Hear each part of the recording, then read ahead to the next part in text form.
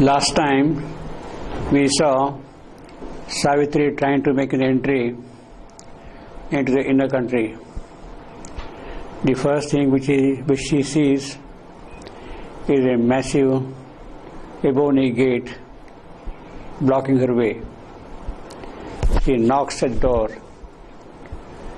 and that knock is sufficiently strong for the gate to get shaken up, and Savitri makes an entry through the gate. But before she does that, she is commanded, told to get out, to go back. There are guardian powers there guarding the cave, and Savitri cannot just walk into it. So she was told, "Back, creature of earth, lest tortured and torn thou die." That is a place where the creature of the earth cannot enter in. Creature of the earth, in other words, the mortal. Savitri belongs to the mortal world at the moment, and she cannot crash her way through the gate. And therefore she is told very firmly, very strongly, to get back. Back, creature of earth, lest tortured and torn thou die. That will be the fate. Now, this is something important also, significant also, in the sense that it is Savitri who is meeting this challenge of crashing through the gate and walking through it. The guardian powers are challenging Savitri. They are throwing her back. Perhaps to a certain extent, on a much smaller scale, perhaps on a little scale, in a small manner, these things also do happen to we ordinary people.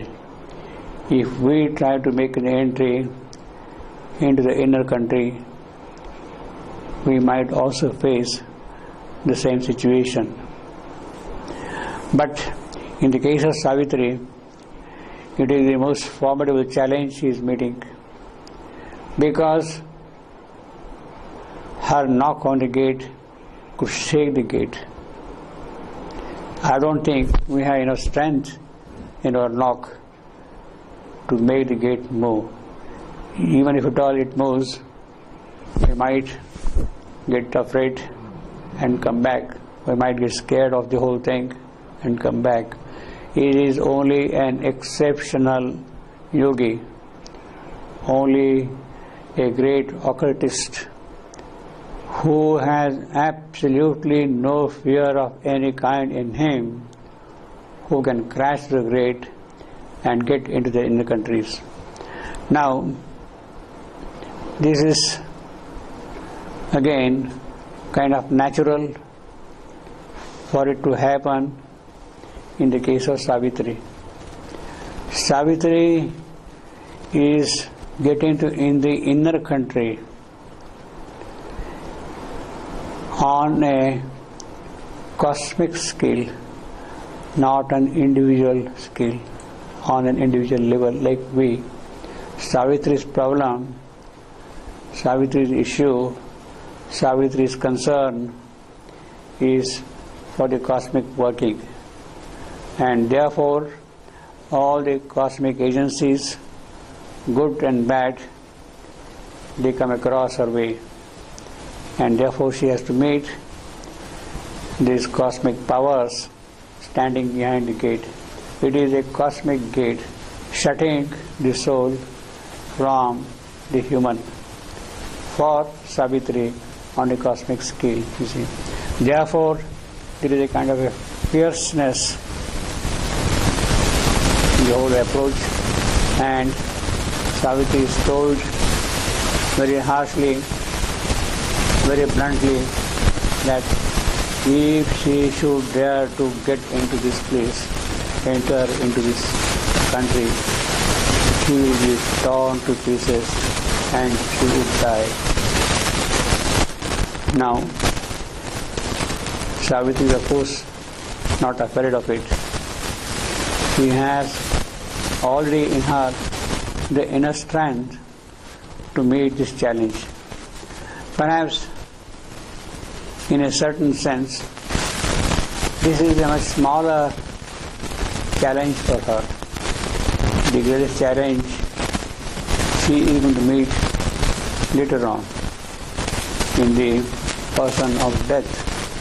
So therefore, the small little vital creatures would not really perturb her at all. She would not get scared of them at all. They tell her to get back. Savitri is not going to return from that. And the poet is now describing the whole scene, the occult scene, where all these powers are standing in the face of Savitri. She has to meet them and deal with them. He says, a dreadful murmur rose like a dim sea. The serpent to the threshold, hissing, rose. A fatal guardianhood with monstrous coils. The hounds of darkness growled with jaws agape. And trolls and gnomes and goblins scowled and stared. And wild beasts roaring thrilled the blood with fear. And Minas muttered in a dangerous tongue. So every kind of hostile creature is present there in the subconscious cave for Savitri. Perhaps we will not meet all of them. If at all we make an entry, maybe small creatures, and if we dare, then perhaps we might face them also. But Savitri is at once meeting all of them. The hounds of darkness, the serpent hissing at the sill of the entrance, trolls, gnomes, goblins, all the little mischievous creatures, wicked creatures, they are present there. And wild beasts and menace, all of them are standing in front of her, they are blocking her entry into the inner country. Now, this is a deep occult picture, and Savitri was fully prepared to face these powers. This is very pertinent in the context of the occultism the mother was practicing with Theo in Algeria a little more than 100 years ago, 105, 106, 1905, 1906, around that time. She was absolutely fearless, and she could deal with these subconscious vital beings, very hostile, very fierce, and get her job done there, even there. In fact, the mother was so fearless that she could go out of her body, body after body, 12 times, and yet be above them. Totally detached from everything. She had that courage, and therefore this might not have been very new to her at all. In fact, it looks as though the yogi poet is describing those particular experiences and practices the mother was having with Theo in Algeria.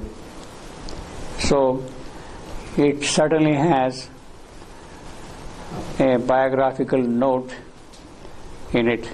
This passage, this reference to the mother is very clear. Well, Savitri is meeting these powers. She has to meet them. She cannot escape them. She has to meet them.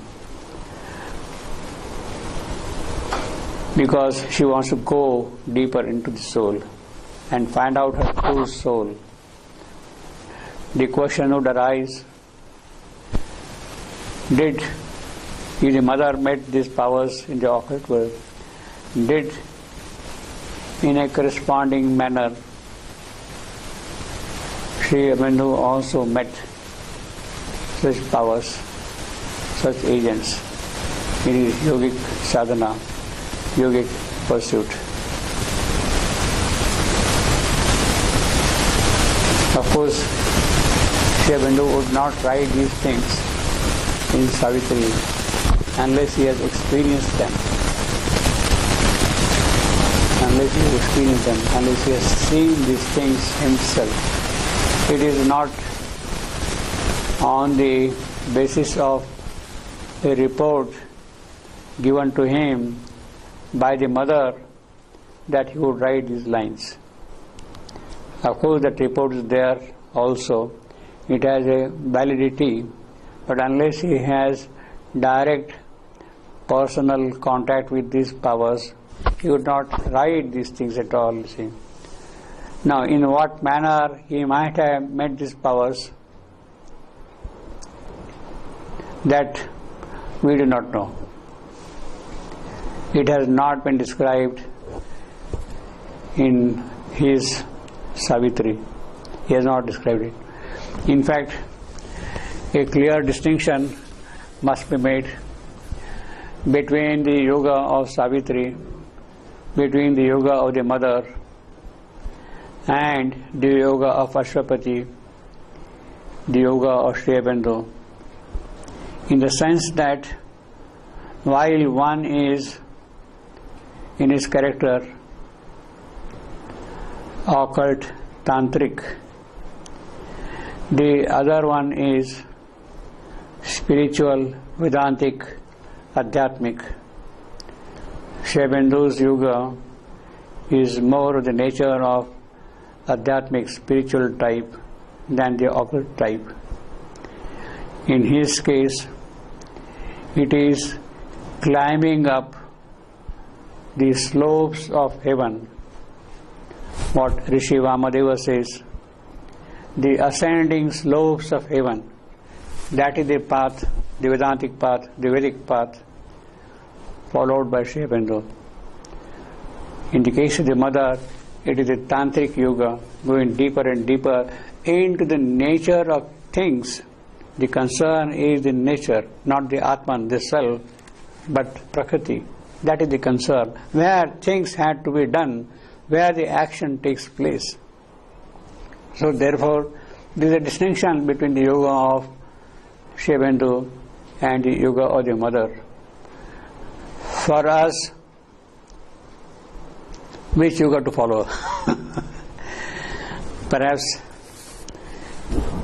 we have to find out for ourselves the path which is suitable to our soul's nature, corresponding to the svabhava of our soul. It is not a unique thing for everybody, for every individual. In any case, the safest path, safest way for all of us is the psychic way. Open to the psychic and let the psychic do the work. Let the psychic guide you all along. It is the surest guide, the infallible guide. It will not mislead you at all. It has the power to put you directly in contact with the divine. So if the psychic is fully open, then our path becomes safe. Perhaps in that case, we don't have to meet these creatures, goblins and gnomes and trolls and all that, these beasts. Once the psychic has come forward, opened itself to the higher power, then we are safe. Every moment the needed protection is given to us, and we don't have any fear then at all. You see, that is the path which we as individuals could follow. Now again, it depends upon the individual. While the psychic path is being followed, it is also necessary for us to take care, to some extent at least, our lower nature. Purification of our being is important, and the formula which is given to us, so to say, formula given to us is by Sri Aurobindo himself: aspiration, rejection, and surrender. Surrender to the divine power. Reject all that opposes the spiritual progress. Aspire, keep the inner flame constantly burning. So once we are on that path, perhaps these details may not be directly of concern to us. If they are there on our path, they are taken care of by somebody else for us. We are not worried about that. Savitri also, in a certain sense, is being taken care of by somebody else, by her Supreme Self, but she has to deal these things because she has to deal with the problems of nature herself here in the human state. That is why she has to deal with all these things.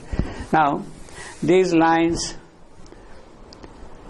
are very important, but before we discuss these lines, let us go back to what we did earlier, which is again in the same context important. Savitri was very clearly told that she is doing her yoga not for herself. She has no need to do yoga for herself. She is not to gain anything for herself. She herself is Ishwari who has come here, and what else does she gain from here? She is doing yoga for man, for the soul of the earth. And it is the soul of the earth which is being carried by her, and it is the soul of the earth which is experiencing all these difficulties on the path. That is the important thing here. She was told, man, human, follows in God's human steps. We are human beings. If God comes down here and walks in human steps, then there is a chance, there is a possibility that we can also walk on His steps. He paved the path, and then we can walk on it. Man, human, follows in God's human steps, accepting his darkness. Thou must bring to him light. Yes, Savitri must come here, the avatar must come here, and he must accept the darkness to lead man to light, from Tamasoma to Jyotirgamaya. He has to lead him there. Accepting his darkness, thou must bring to him light. Accepting his sorrow, thou must bring to him bliss. Savitri has to accept the full human condition, the full plight of mortality. She has to pass through all the stages of mortality. Then only she can lead the mortal to the superior states.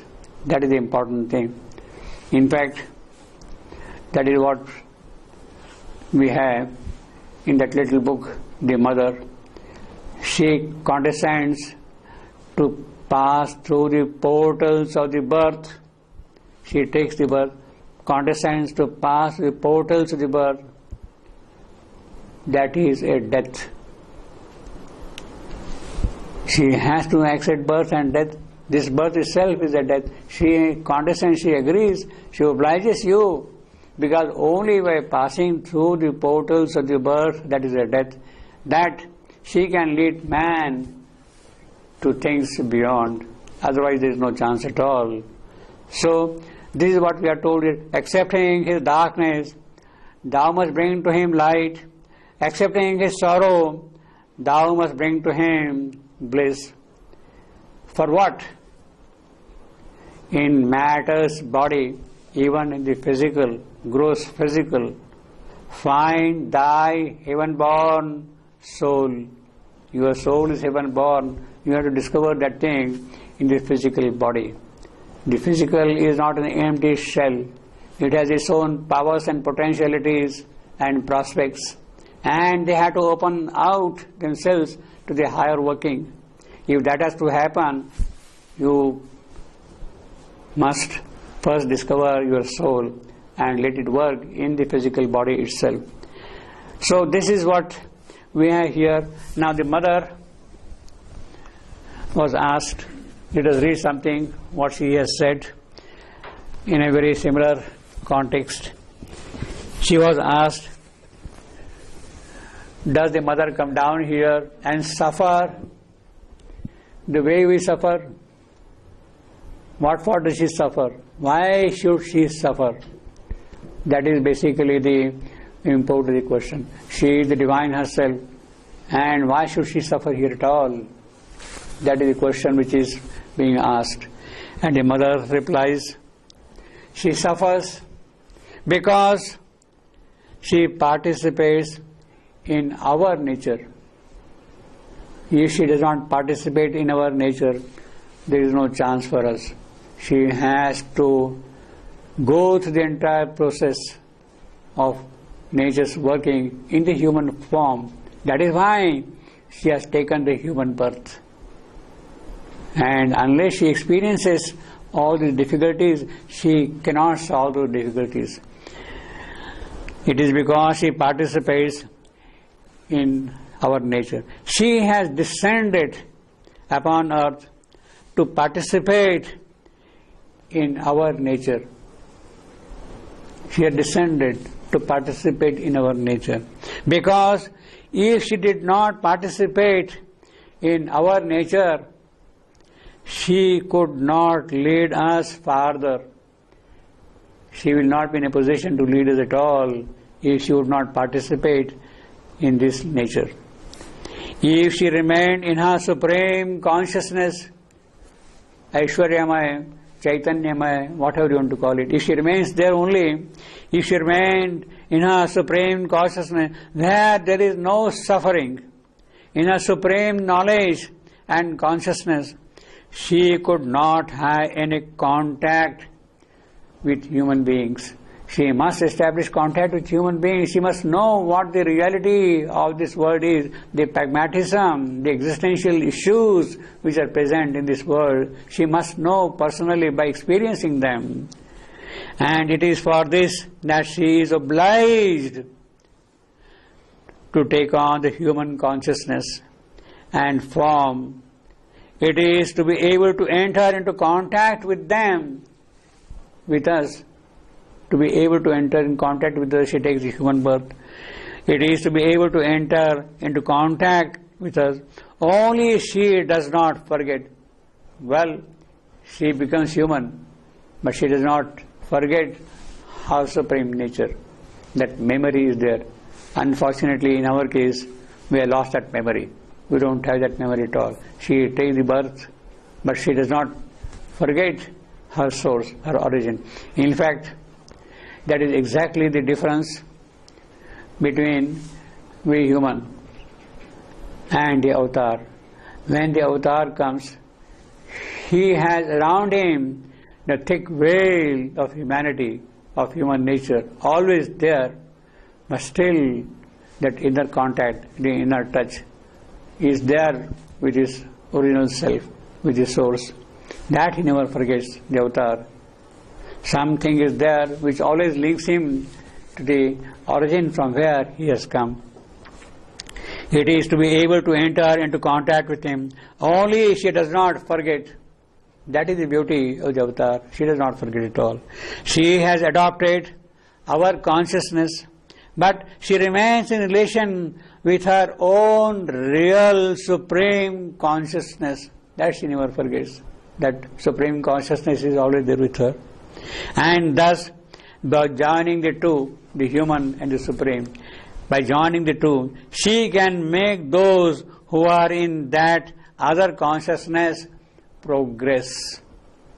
Those who are willing to do, those who have come out of their ordinary nature, she is there to lead. It is not that everybody, the whole mass will go along with her. Those who are open to her in that sense, it is them to whom she leads. By joining the two, she can make those who are in that other consciousness progress. But if she did not adopt their consciousness, if she did not suffer with their sorrow, she could not help them. How can she help? She has to pass the portals of the birth, that is the death. She must experience these things. Hers is not a suffering of ignorance. That is our pity. Ours is a suffering of ignorance. Hers is a suffering, all right, because she has taken the human birth, but it is suffering in knowledge, not in ignorance. Hers is not a suffering in ignorance. It is a suffering through identity. With whom? Identity of the divine with the human. It is he who identifies with every creature around here, and it is because of the identification with the human nature, human condition, human plight, human soul, that she is accepting the suffering. Suffering through identity. It is because she has accepted to have the same vibrations as they. This is what we are accepting, same vibrations as they, in order to be able to enter into contact with them and pull them out of the state they are in. That is why she takes the human birth.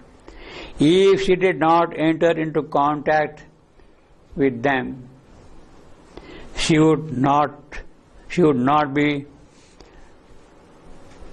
felt at all, or no one could bear her radiance.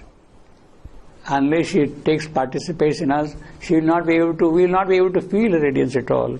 This has been said in all kinds of forms, all kinds of religions, and they have spoken very often of the divine sacrifice. That is the sacrifice she has made, the Holocaust of the Supreme.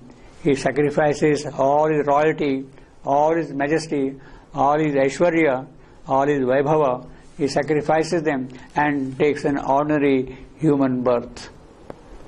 It is because of that sacrifice there is a possibility of now man following in those divine steps and march on a spiritual progress. But from a certain point of view, it is true. It is a voluntary sacrifice. She has taken the sacrifice for the soul of the earth. Now, basically, the point is, unless the divine does a sacrifice, man cannot progress. This is what exactly it means. Accepting darkness, that is a sacrifice. She has to accept darkness. She has to accept sorrow. Then only there is a possibility of progress. Now, the avatar sacrifice, we don't know what kind of difficulty he goes. The mother herself says about Sri Aurobindo, he has suffered all, endured all, struggled for us, achieved all. That is what we have got on the Samadhi. Endured all, suffered all, struggled all. Sri Aurobindo himself writes in a letter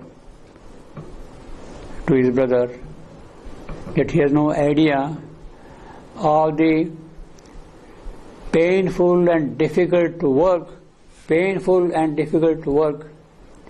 he was engaged in. That is the sacrifice he makes. On a visible scale, he was in the jail for 1 year. He must have definitely suffered physically in an outward manner.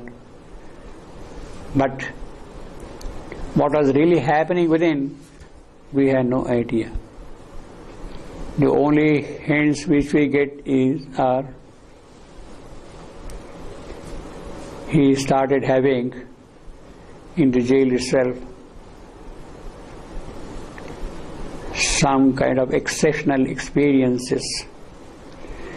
It was in the jail he had the experience of the dynamic Brahman, the active Brahman, Vasudeva, everywhere. That is the experience he gets in the jail. We of course know, in a certain sense, Rama, the avatar, had to go to the forest. He was driven out, so to say, for 14 years.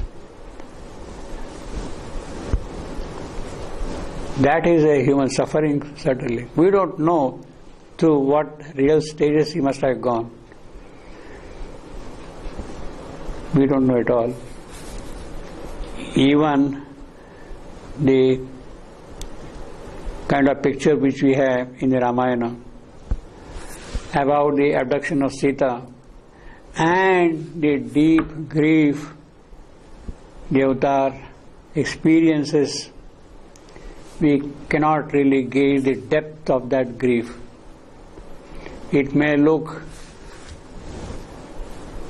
in a very ordinary way something that he has lost his beloved. Certainly it is not that. There is something very, very deep in that whole thing. That is the sacrifice he has made. The greatest sacrifice known to history, recorded history, is of course the sacrifice of Jesus Christ. The way he had to carry the cross on the dolorous way, on the gloomy road, and the way he was whipped, the way he was put on the cross along with two thieves, the crown of thorns on his head. Now, what more painful sacrifice can be than that? The Son of God comes to bear the burden of man, to lead him to his future. That is the sacrifice he does always, you see. To some extent, the Buddha also had to face the enemy, Mara. We don't know what the depth of anguish and suffering and pain it might have been for him. When the divine comes here in the human form, he experiences all these human conditions on a cosmic scale in an awkward manner. This is what Savitri is experiencing here at the moment, and unless she passes through these gates, this ebony gate she has to crash through, unless she goes through that portal, how can man go forward? That is the whole condition here. Now these lines, from a poetic point of view, are also interesting. Let us quickly see them. Because Savitri is a poem also, and we should not lose sight of its poetic character. Once in a while we can perhaps talk about the poetry of Savitri. Yes. A dreadful murmur rose like a dim sea. What a powerful line. See the rhythm of the line. A dreadful murmur rose like a dim sea. The whole thing kind of vibrates all along, and it creates a dread. The power of the poetry, the language, the rhythm is that it can create the dread. The dreadful murmur rose like a dim sea. Dim sea is dreadful, and it is creating a dread there. She is standing in front of the ebony gate and the dreadful murmur. Now poetically, This line, a dreadful murmur rose like a dim sea. The beauty of the line is the first foot, a dreadful murmur rose. 3 IAMs.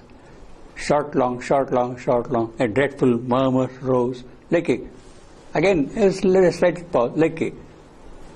Little dip, you see. Dim, see, like a dim sea. Thrust is there on dim and sea. So in poetic language, what is called an IAM, a Pyrrhic and a Spondi. Spondi where this stress falls on both the syllables. Spondi. Dim, see. Suddenly, it brings a kind of dimness all around, you see. A dreadful murmur rose like a dim sea. So that is the poetic technique, the rhythm of the line. At the same time, there are other nuances in that line. The repetition of a sound like dim, D, dreadful, D, dim, D. It is repeating, D sound is repeating, alliteration is there.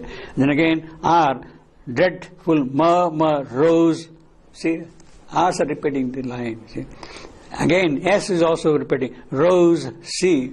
So the repetition of certain sound enforces the whole effect in the whole thing. So it is not only the poetic rhythm, but also the sound values which get added to the line, and it is that which makes it really powerful. The Ebony Gate is really strong, it means, you see, in a sense. See, poetically, he has kind of presented to you in a line the strength of the Ebony Gate. You see, in that sense. A dreadful murmur rose like a dim sea. The serpent of the threshold hissing rose. Serpent, on the sill there is a serpent, and it is not allowing Savitri to cross the sill, the threshold. And it is a capital serpent. The cosmic vital energy blocking the way of Savitri to enter into the subconscient. That is what it means. The serpent or the threshold hissing rose. Again here, I am, Pyrrhic, I am, I am, and I am. So again, there is a little dip here. The serpent of the threshold hissing rose. Up and down, the rhythm goes like that, you see. The fatal guardianhood with monstrous coils. Again, see the rhythm, how the line moves. The fatal guardianhood with monstrous coil. You got am, you got another am, you got an anapist, short, long. Then you have got again an am, and one more am. So again, it is kind of a stretching rhythm. The fatal guardianhood with monstrous coils. The hounds of darkness. See again the line. The hounds of darkness. Short, long, am. Growl with jaws agape. All the 5 feet here are I am. The hounds of darkness growl with jaws agape. See, it goes up and like that, you see. The hounds of darkness growl with jaws agape. Now, the beauty of Savitri's poetry is that basically the whole of Savitri is an iambic pentameter, 5 feet in each line, and essentially the iambic foot. Now, had he made all the lines like that, like the hounds of darkness growled with jaws agape, it would have become very monotonous. T-tum, T-tum, T-tum, T-tum, T-tum. It goes on line after line like that, you get tired of it, you see.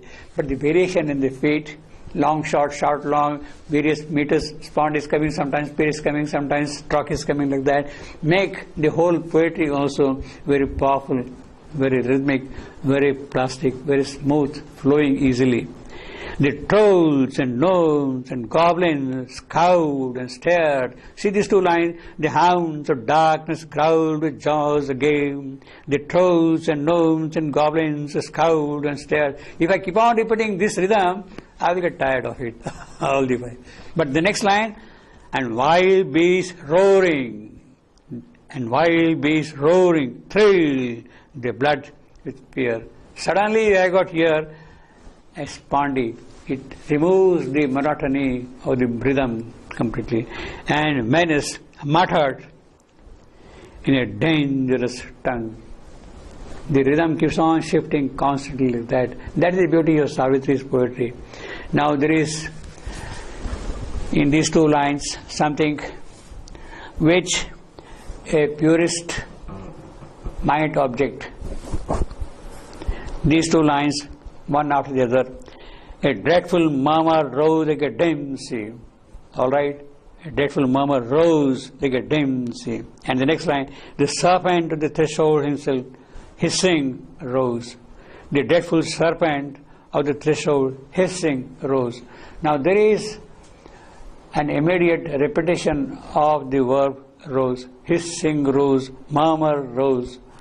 Now the repetition of the same verb is technically considered to be a flaw.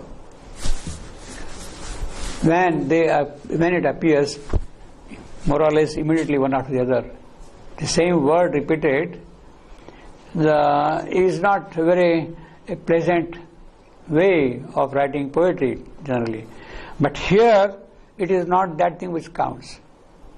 You cannot replace this word rose in any of these lines. It is the most desirable word in each line. You cannot a dreadful murmur rose. Rose cannot change by a rose or got hit. You cannot change that thing at all. Rose has to be rose only there. Same way here, hissing rose. You can't say lifted up and other kind of. That will not do. The word is important there in the rhythmic flow also. It has a proper place, most inevitable kind of a place, and it cannot be replaced at all. So it is the inevitability of the word which is very meritable in this particular composition. So we do not really look the thing as a defect, we rather look at it as a very powerful effect which the poet has brought out by repeating again the same word, putting the same thing twice. A dreadful murmur rose like a dim sea, the serpent to the threshold hissing rose. See, it doesn't clash so much here, the way in which he has put here, and the words are absolutely perfect in their place. And it is that perfection which makes it appealing technically also. It does not become a flaw in that sense. Although the conventional prosodist might consider that thing to be something faulty. It is not here at all. So the Savitri diction, Savitri prosody, Savitri composition, Savitri rhythm has its own natural manner of presenting things in the most inspired way, you see. And it is that power which makes it really very powerful also. A dreadful murmur rose like a dim sea, the serpent to the threshold hissing rose. See, I don't feel the clash of rose and rose here at all. The serpent to the threshold hissing rose, a fatal guardian hood with monstrous coils, the hounds of darkness growled with jaws agape, and trolls and gnomes and goblins scowled and stared, and wild beasts roaring thrilled the blood with fear, and menace muttered their dangerous tongue. See what a power it brings, the whole rhythm like that, you see. Here are present the elemental entities. What are these elemental entities? They are vital powers without a body, residing inside. Fragments of a spirit. These fragments, they are there present, and they are crowding the whole passage here. And if one gets caught into them, then on the perilous brink, one would fall into the subconscious dusk. That is the power of these elemental beings, of these fragment creatures. Well, this is also what happens when a person dies. Then various parts of his being go to different respective places. The vital goes to the vital world, the mental goes to the mental world, and so on. They take form there, and they can invade others also, and they become, in that sense, fragments, elemental entities But in the case of the developed soul, if he has progressed sufficiently, then there is a good possibility of all these fragments in his living presence here becoming a part of the psychic. The essence of those things are assimilated, are stored in the psychic, and when he takes the birth again, those things come up once more in the new life. His life starts with that. That is our punya, our merit. Whatever we have gained in that sense in the past lives becomes a part of the psychic, and it becomes a permanent part of the psychic from life to life, and you can build up in that sense more and more of it into the psychic. That is what the real progress would mean in our case. You see. But in the case of people who have not organized their life around the psychic being, then after death all these elements get scattered into the universe. They have no hole to go there, and hungry, disturbed, perturbed, they will try to snatch or get possessed by somebody who is open to these things. So that's a dangerous thing which happens. So organizing life around the psychic, that is the surest, the best, the purposeful method of living. Only when that is done, then the real spiritual progress can begin. Savitri has already that organization of her entire life, entire being around the psychic, and therefore when she meets these guardians, these creatures, these dreadful powers, she is not afraid, because everything is organized in her case around her psychic, and the psychic takes care of everything. Across a perilous borderline, she passed, where life dips into the subconscious dusk, or struggles of matter into chaos of mind. A swarm with elemental entities and fluttering shades of vague, half-bodied thought and crude beginnings of incontinent force. At first, a difficult narrowness was there. While entering into the inner countries, the path is narrow, dangerous, and any slip would mean you are lost.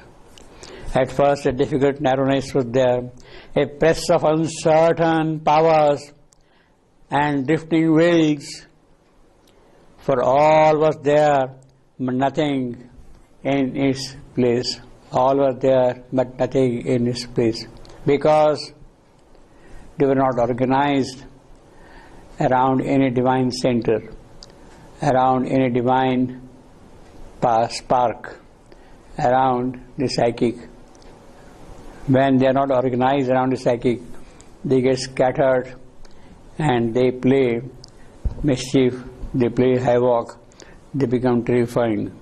For all was there, but nothing in its place. At times an opening came, a door was forced. She crossed through spaces of a secret cell and trod in passages of inner. She is passing through the process of inner time. What is that inner time?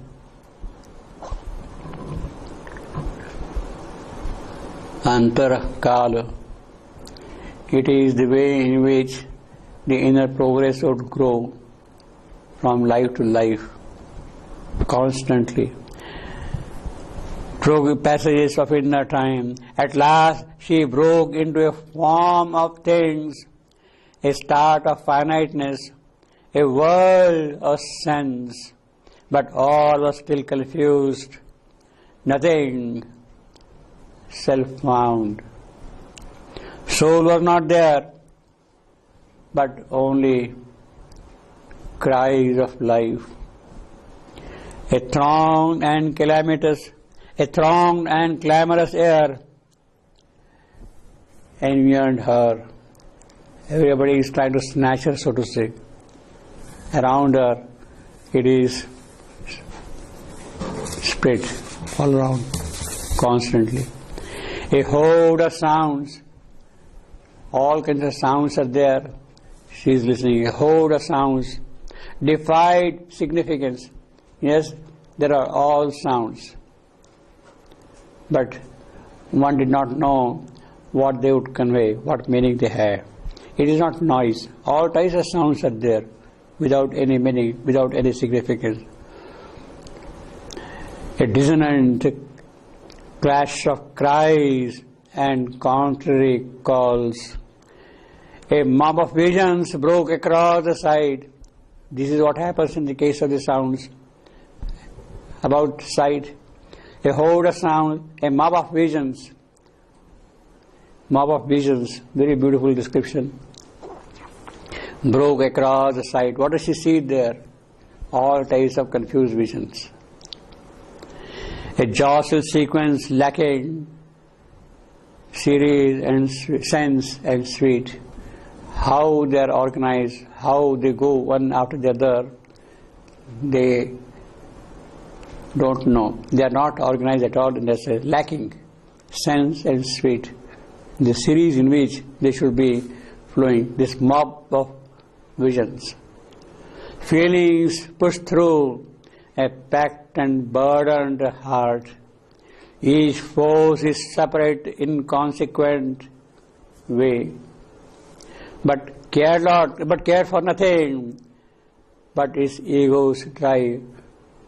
All these things, horde of sounds, mob of visions, feelings, they don't care about anything else at all, except for themselves. A rally without key of common will. So there are all kinds of things coming together, but for what? That key is not there with them at all. A rally without key of common will. So you have got horde of sounds, you have got mob of vision, you have got feelings, you have got a rally. So all these groups of activities are there. Thoughts stared at thought and pulled at the taut brain, as if to pluck the reason from its seat and cast its corpse into life's wayside drain. The whole thing is so tight, so to say. The thought is there, take it up and throw it into the drain. As if to pluck the reason, the thought is there, it picks up the reason. For what purpose? To throw it into the wayside drain. As if to pluck the reason from the seat and cast its corpse into life's wayside drain. So might forgotten lie in nature's mud, abandoned, the slain sentinel of the soul. He is slain and thrown into the mud. Now this is a picture which is what the modernist would love. Modern poetry releases this kind of a description.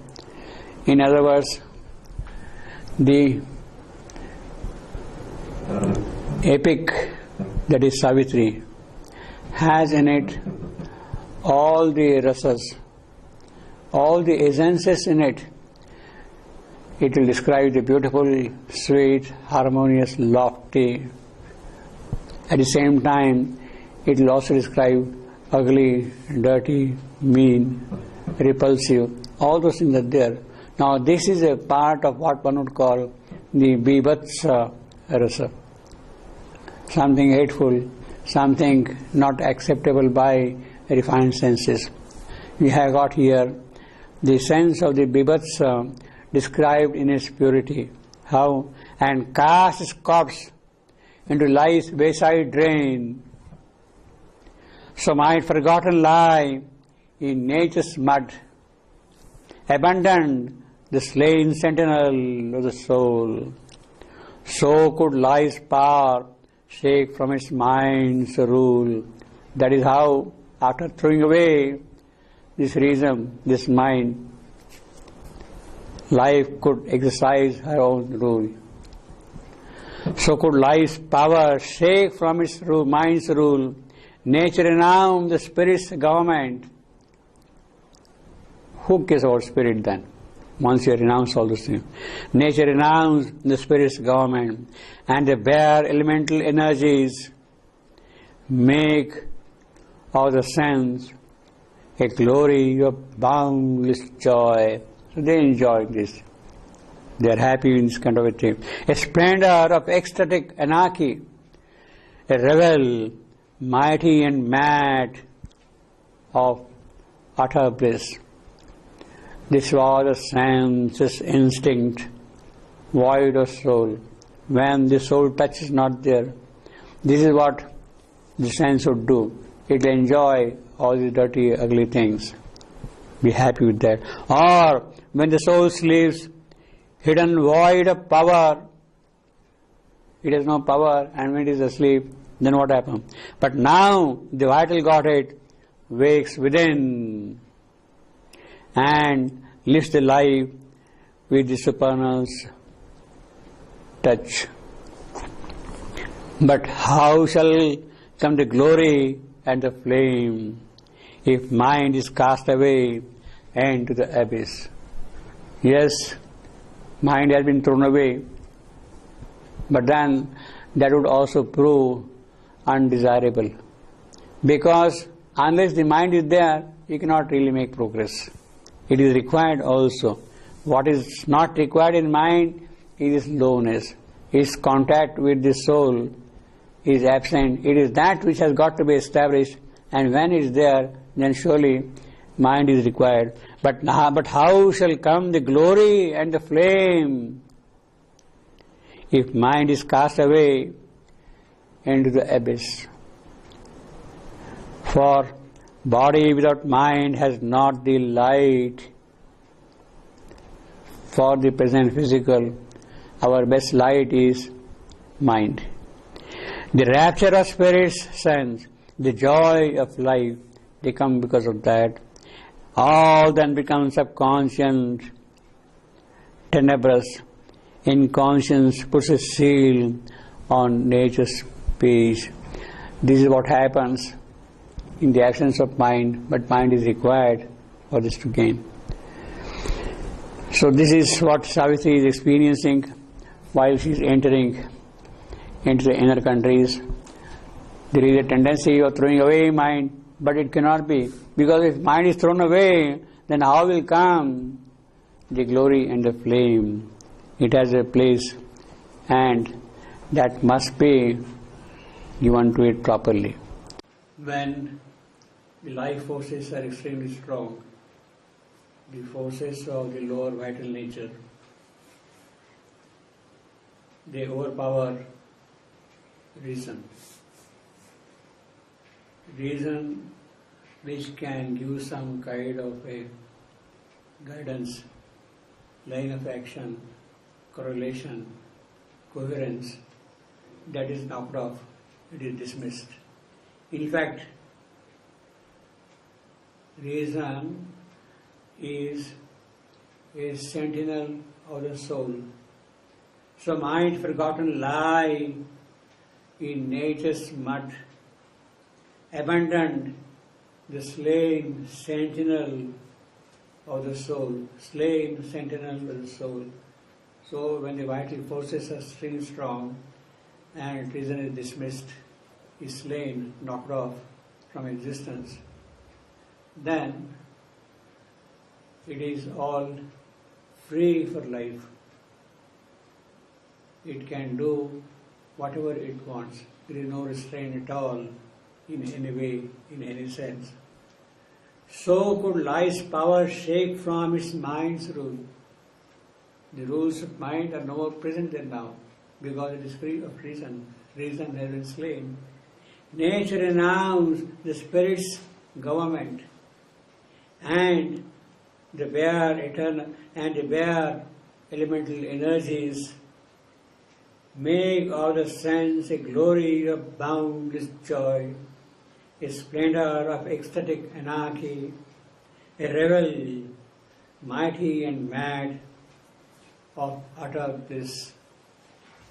So that restraining force which comes from reason has gone, and it is all now a free play for the elemental forces, elemental energies which are no bodies, which are no forms. They invade the entire being and drive the person into the fold. Revel mighty and mad of utter bliss. This was the senses instinct, void of soul. There was a possibility of reason getting something from the soul and controlling the life movements, but it has gone. Or when the soul sleeps hidden, void of power, but now the vital Godhead wakes within. Reason gone, mind no more operative, the sentinel of the soul dismissed, slain. It is the vital Godhead which has the full sway, complete command over the person, and lives the life with the supernal touch. But yes, vital Godhead is now in full power, in full action. But how shall come the glory and the flame? If the reason is not there, then what chance of the glory and the flame coming to man? Reason, in that sense, has a purpose, has a reason to be there. If mind is cast away into the abyss, if mind is no more there, if only the life Godhead exists, then all animals, beasts, hawks, vultures, they will keep on eating life upon life, living. And it will be only a chaotic world of life alone. For body without mind has not the light, the rapture of spirit sense, the joy of life. Whatever joy life has, that also comes from mind at that stage. But when mind is not there, when reason is dismissed, slain, then even that joy goes away. Like the rapture of spirit sense, that is lost. The joy of life is itself lost. There is no more than the glory and the flame in man. All then becomes subconscient, tenebrous, dark. Inconscience puts a seal on nature's page. So everything is now governed only by the life force, and inconscience will drive through life whatever it wants to do. Or else a mad disorder whirls the brain, posting along the ravaged nature's road, the havoc that has been created in the absence of mind. That is the ravaged road now. So posting on that nature's road, a chaos of disordered impulses, all kinds of impulses come, prompt you to do all kinds of things in thousand different ways, each clashing against each other, in which no light can come, no joy, no peace. That is the condition of the vital life, when it is only the life Godhead is operating. This state now threatened.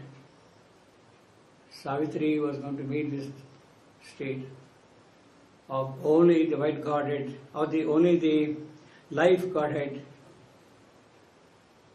playing his role in her. This she pushed from her. There is something in Savitri which immediately tells her, no, this won't do. She dismisses it. And that is how the life Godhead is stopped entering into her. This state now threatened. This she pushed from her.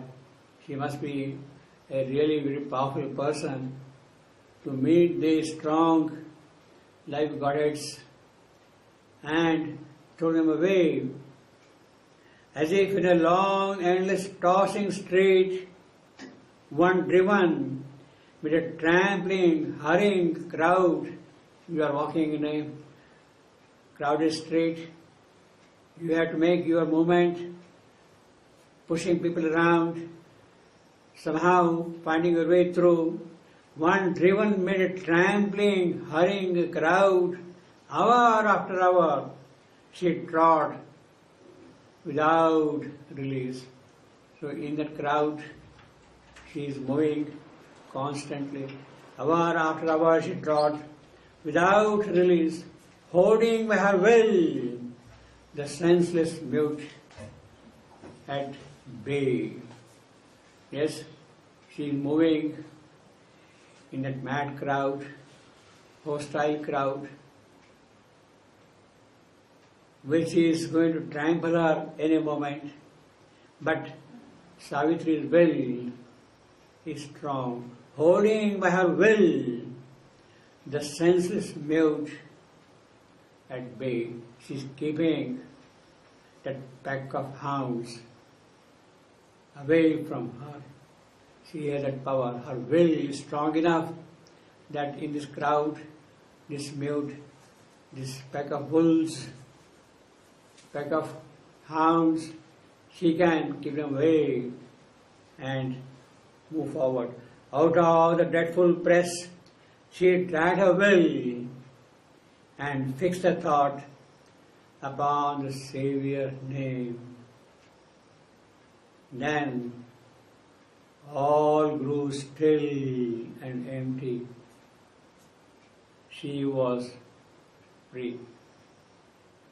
She is moving in that crowd, hostile crowd, constantly attacking her possibly, but her will is strong and she has the capacity to keep this mad hound, this mad bull or the life force away from her.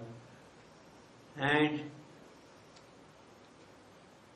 it is not only the will, there is something more in Savitri. Of course, her will is there, which can keep at bay this pack of hounds, pack of wolves. There is something deeper, something significant, something most precious in Savitri, that in this hostile crowd, in this hostile street, on this hostile street, while she is moving, hour after hour she is moving. While she is moving, she has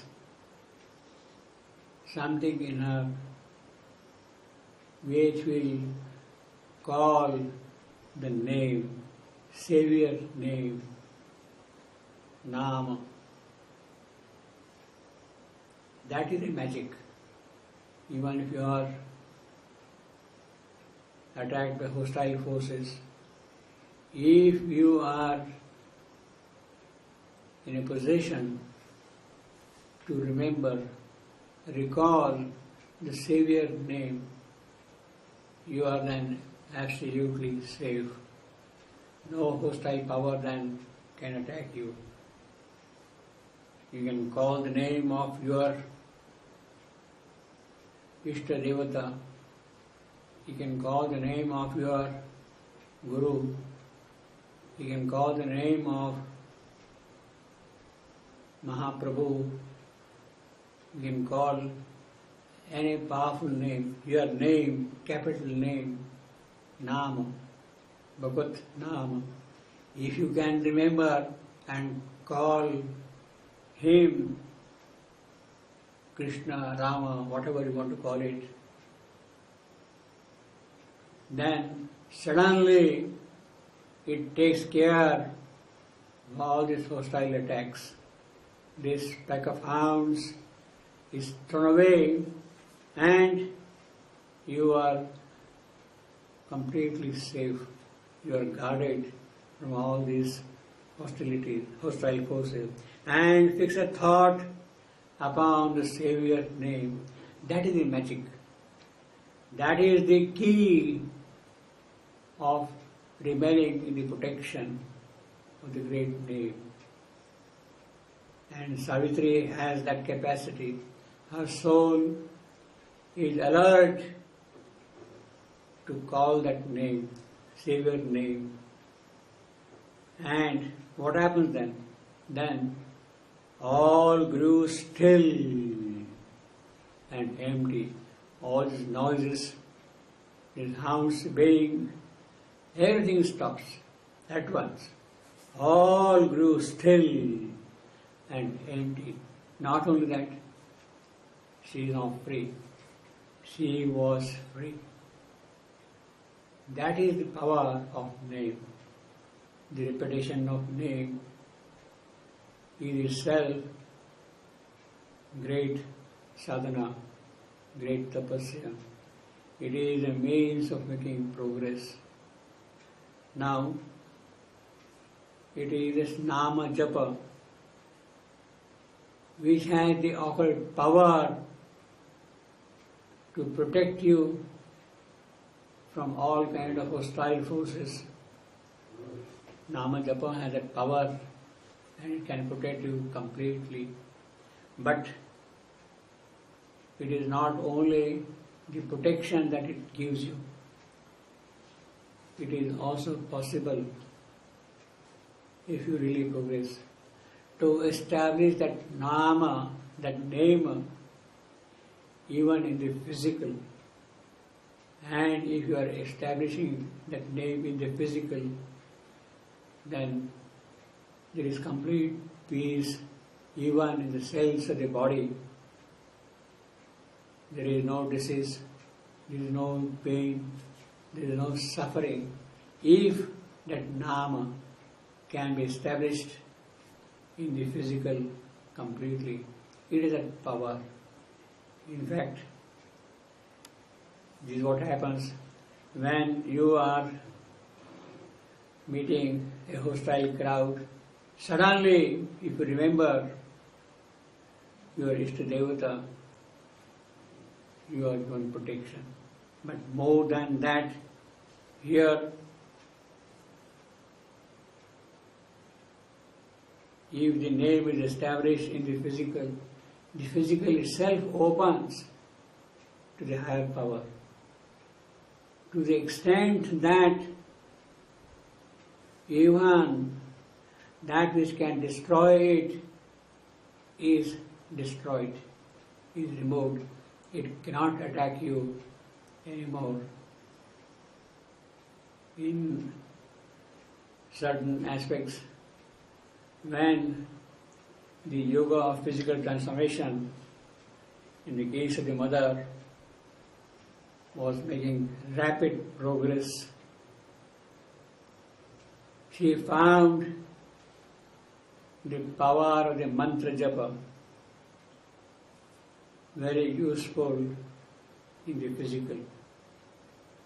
And she was constantly engaged in the mantra japa. She was constantly repeating the mantra, Om Namo Bhagavate, Om Namo Bhagavate. Salutations to the Lord, Supreme Lord, constantly in the physical. The physical itself has started chanting the mantra, Om Namo Bhagavate. And that was the beginning of the process of physical transformation. Here in the case of Savitri, at this particular point of her entry into the inner countries, she is facing a hostile crowd, a pack of wolves. And what the name has done for her is to give complete peace. She was free. A kind of shield got around her, through which no hostile forces could enter. And fix a thought upon the Saviour name, then all grew still and empty. She was free. A while she moved through a blank tranquility.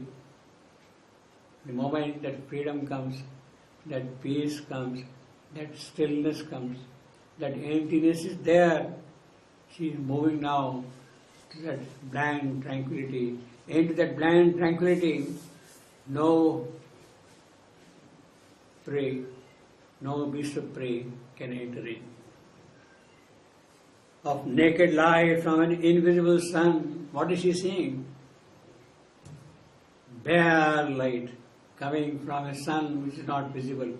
From somewhere, constantly, she is flooded with light. A while she moved through a blank tranquility of naked light from an invisible sun. A void that was a bodiless happiness. That is what she had become. A void without body, happiness.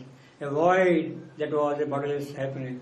A blissful vacuum of nameless peace. That is what Savitri has become. A blissful vacuum of nameless peace. She had emptied herself totally, completely. Well, when she is empty, what are these hostile forces going to get there? Because she is empty now. They have been dissuaded, they have been pushed out. They have no interest also in that case. A void that was a boundless happiness, bodiless happiness, a blissful vacuum of nameless peace. But now, yes, after remembering the name, the Saviour name, establishing that name in her inner soul, she has become tranquil. No one can now come and invade her. Yes, but Savitri has to still move forward. She has to go on further to find her soul. She has to traverse still vast tracts of the inner countries. But now a mightier dangerous front drew near. There is a greater danger than what she was facing until now. It is not only the life Godhead, but something perhaps more than that, who is going to invade her. But now a mightier dangerous front drew near. The press of bodily mind, the inconscious brood of aimless thought and will had fallen from her. That is a greater danger, the danger of the bodily mind. In fact, in the process of physical transformation, it is this physical mind which has to open to the higher force, to the higher light. And only when the physical mind opens to the supramental light and power can the process of physical transformation begin. So until that bodily mind opens, nothing can happen. And Savitri is facing now the danger of this obstinate, closed physical mind. The mind which has not opened to the higher power. The physical mind, it is that which is threatening her. In fact, this is definitely a greater danger than the danger coming from the vital goddess.